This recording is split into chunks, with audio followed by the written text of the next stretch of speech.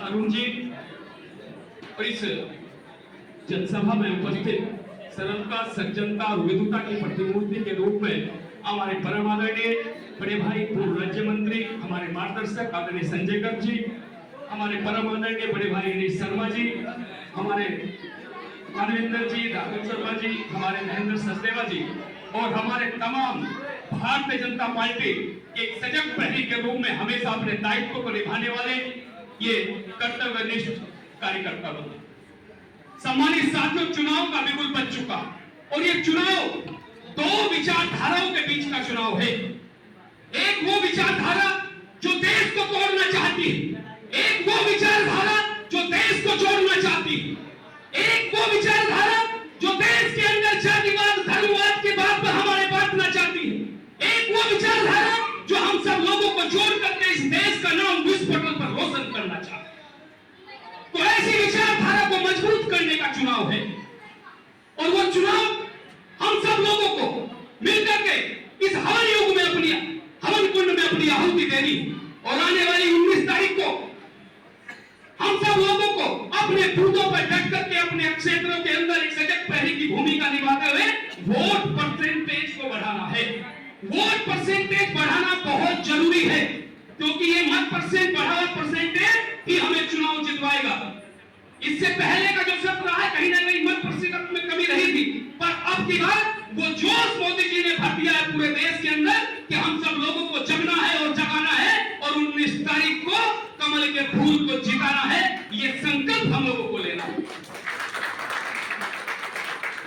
सम्मानित साथियों, मोदी जी के नेतृत्व में देश को बहुत कुछ मिला। आपके एक वोट ने धारा 370 को समाप्त करने का काम किया।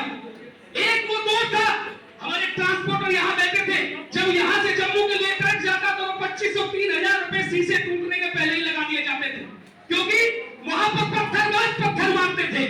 मगर उसके बाद देश के अंदर ऐसे यशस्वी प्रधानमंत्री की सरकार बनी तो धारा 370 हटने का काम हुआ और हम सब लोगों का दायित्व बनता है ऐसे यशस्वी तपस्वी हमारे प्रधानमंत्री जी के नेतृत्व में आज जिस प्रकार से हमारे देश का नाम रोशन हुआ।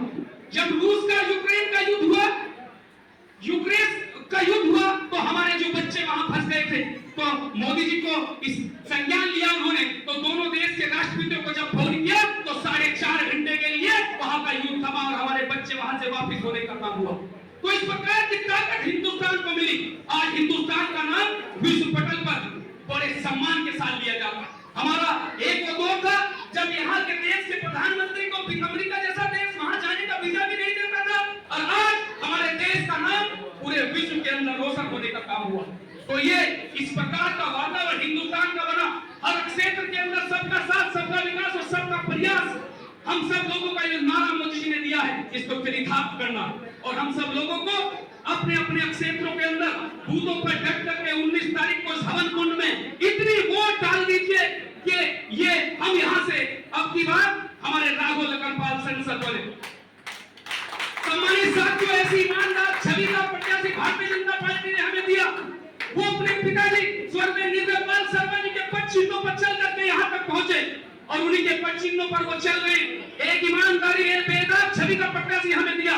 उनकी कार्यशैली आप सब लोगों को पता है।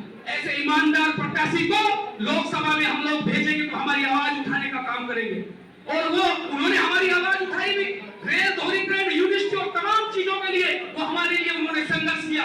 शिक्षा की अलग जगाने के लिए मां शाकंभरी यूनिवर्सिटी यहाँ पर बनी।